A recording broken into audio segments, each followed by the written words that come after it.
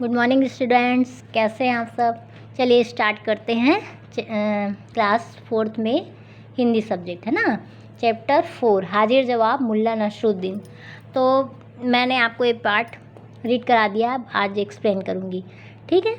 तो एक मतलब राजा का दरबार है ना, जिसमें कितने सारे लोग के बारे में बताया गया है। बादशाह हैं, विद्वान हैं, मुल्ला नसरुद्दीन है और कुछ दरबारी और पहरेदार हैं। तो बादशाह का दरबार लगा है। बादशाह अपने मंत्रियों, विद्वानों और काजियों के साथ बैठे हैं। दरबार में चीन से दाढ़ी वाले एक विद्वान आए हैं।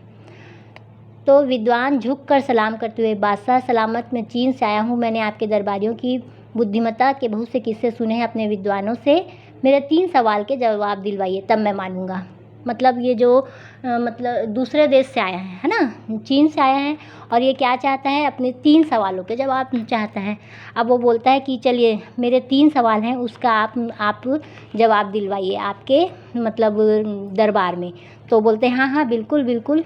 बादशाह बोलते हैं बिल्कुल, पहले आप बैठिए तो सही।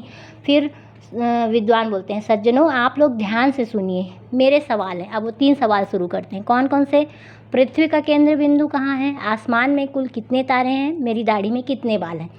तो जैसा उनका क्वेश्चन रहता है उसका जवाब देना तो असंभव है, कोई भी नहीं दे सकता है ना।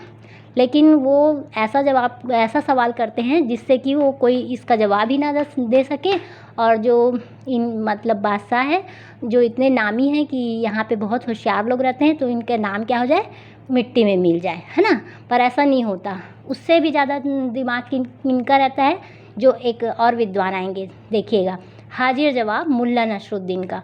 तो जो पहले तो वो नहीं आते ना दरबार में, तो जितने विद्वान बैठे रहते हैं सारे लोग सिर झुका लेते हैं, क्योंकि उनके पास जवाब नहीं रहता है, ठीक है। फिर बादशाह वो बोलते हैं, मतलब जो विद्वान रहते हैं चीन के, अरे लगता है मेरे को तो बिना आंसर के, मतलब बिना उत्तर के ही यहाँ से जाना पड़ेगा आपके दरबार में।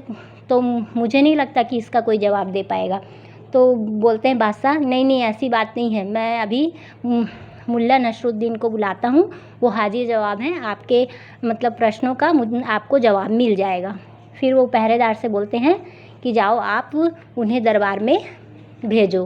फिर वो जाते हैं, पहरेदार जाते हैं और फिर उनको बुला के लाते हैं मुल्ला नसरुद्दीन को। तो मुल्ला नसरुद्दीन अपने गधे में सवार होके आते हैं, ठीक है। और क्या बोलते हैं तो चलिए जनाब कीजिए सवाल, है ना। तो मतलब पहले बादशाह बोलते हैं उनसे कि देखो ये हमारे इज्जत की बात है, आपको इनके सवालों के जवाब